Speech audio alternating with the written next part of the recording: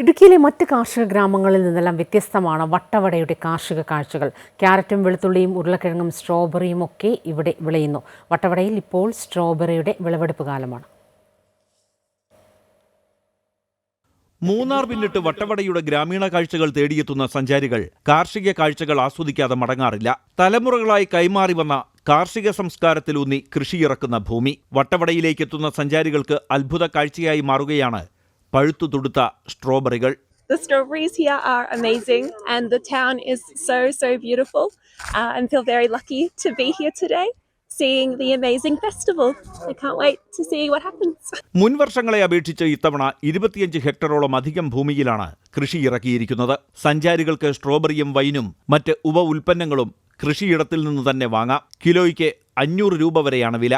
കഴിഞ്ഞ വർഷത്തെക്കാളും വട്ടവടയിൽ ഏതാണ്ട് 25 ഹെക്ടറോളം സ്ട്രോബെറി കൃഷി ചെയ്യുകയും സ്ട്രോബെറിക്ക് ന്യായമായ വില കിട്ടുകയും ചെയ്യുന്നുണ്ട്.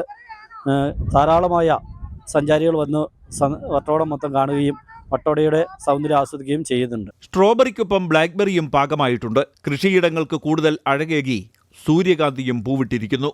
MC Boban, Amrita news, Idukki.